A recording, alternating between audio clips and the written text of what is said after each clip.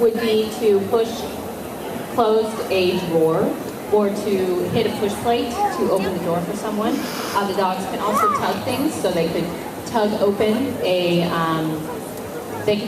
door, a drawer. They could retrieve something from the refrigerator. They can do transactions for people. Particularly, this is great for our service clients where the dog, you're at the store and you need to pay for something and you are not physically able to, hand your wallet up. Then the dog could grab the wallet from you, do it up on the counter. You would say give. The dog would hand it to the cashier, who could then complete the transaction, and then the dog could come off again and hand you your item. So, and then our dogs also, they have, like I said, they have about 40 different commands. Our service dogs know how to turn lights on and off. Does she know? Pull is where the dog pulls a manual wheelchair. That is another thing that our dogs do. That is not one where, we say, oh, great, yeah, have your dog pull you all over Disney World, right? Okay. It's a little more of a, help you across the parking lot, help you get up ramps, that sort of thing. Okay. So now we're going to show you one more command she knows, which is fix it. A lot of times the leash gets stuck underneath her leg. Oh, and she can get it out. What a good girl. Oh, sure. Now she's going to do leash, pick her leash up, deliver it to Linda, however she wants her to. Good.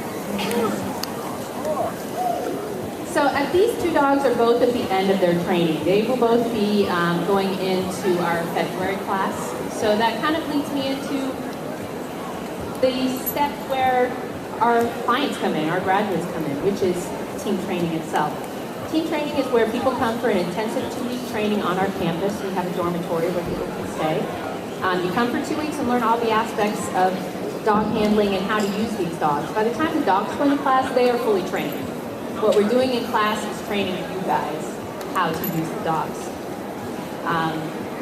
So as I said, the 2 weeks, you do all sorts of different things. Learn how to groom the dogs, you go on field trips, you learn how to use all of the 40 different commands. So it's a pretty intense period. It's very fun for most people as well. It's, as I said, it's challenging, but it is a time when you really get to know your classmates and kind of form a family, almost a family unit with them as well. And then once the 2-week team training process is completed, then the graduate goes home with the dog, and then we have an extensive follow-up program. So we see people about a month and a half after they graduate to make sure that things are going well, and then we see them again within another year. And then we see people every year to 3 years after that until the dog reaches retirement age, which depends on the dog as far as the age of retirement goes, but I would say often our dogs work until they're 10 or maybe 11. It all depends on what the dog is needing to do, if you need a dog who can pull your wheelchair and help you and really do a lot of physically active things for you, at a certain point probably it's going to become hard for the dog to do that, at which point, we would recommend potentially that you would retire your dog and apply for a successor dog, which is the meaning that you get another dog with its own sets of personality characteristics, but it still has all the skills that you need. So that essentially is the program. What am I forgetting, Linda? Yes, thank you. So as far as the training goes, what we do as trainers is the first 3 months, pretty much, we train the dogs ambulatory. We're teaching them their basic obedience skills. So we'll teach them things like heel and side, which look like this. Heel. Heel. Great. So where she comes and sits on the left side of my wheelchair. Seems like that's awful picky, I know, I'm not on the left side of my wheelchair, I'm standing. So on my left side. It seems awfully picky, but the reason that we have this command that gets the dog straight right next to an individual is so that if you are in a tight area, the dog has a place. The dog has a place to be, and the dog's not in the middle of everything potentially getting stepped on. So we teach a variety of different skills at that point, and then once we second semester, so the second 3 months the dogs are in training, we work in the wheelchair. We work in a variety of different wheelchairs. We get the dogs used to power chairs. We might get the dog used to walkers, to crutches, to all those sorts of things. So it's not a surprise for them when the students come in. And we plan for, prior to team training, about 8 to 10 weeks before team training, all the people who have dogs going into that class will meet and decide which students we think we have dogs for, whose need we can meet in this particular class. So that's also an important part of our job, is working with the applicants, working with the graduates, and working with the students who are in team training.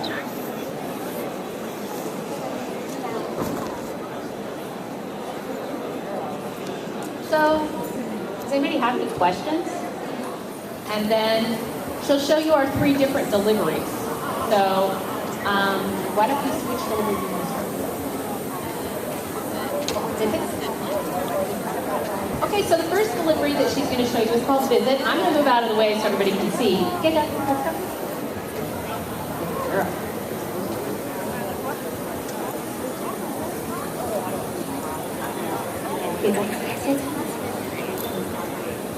Whenever you're, I'll just start. All right, so she's told the dog to retrieve. It's going to go down and pick that item up. Good girl. Oh. So she tried to do the visit. It was too dangly. Now she's probably going to fix it. See how she picked it up the second time where it wasn't so dangly? So now she can put her head on the lap. And that is what's called a visit. So that's when the dog has its head in your lap like that.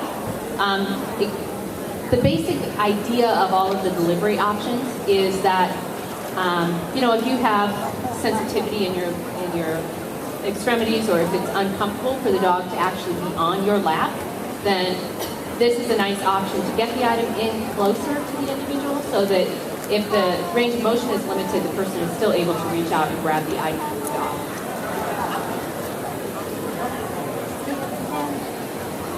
The other thing you'll notice as Linda does the next item is that the dog does not drop the item until she says to give. So this is very important, right? We don't want the dog to pick it up, have it in its mouth, drop it, and have to do this over and over and over and over again. We want the dog to pick it up once and hold it.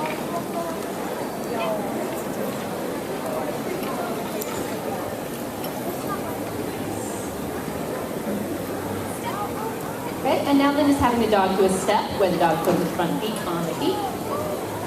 As you can see, another way is for the item to get in closer to the individual. This is also, you know, these delivery items aren't just used in terms of retrieve. They're also used often with some of our kids in our Skill Companion teams, where it's just a way to really promote interaction between the recipient and the dog. And the dogs can work on the left or the right. So I think Linda's going to do the last delivery command, which is the lap with the dog on the right.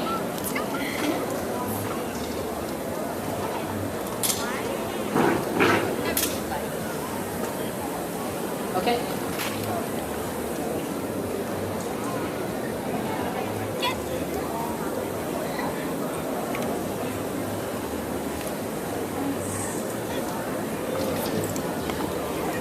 So that's the lap. So again, oh yay, Giga. Oh wait, Lily Bell. Keep getting their names mixed up. They like to be applauded, so that's good. Good job, guys. Let's see. I'm sorry, I got distracted by a dog over there.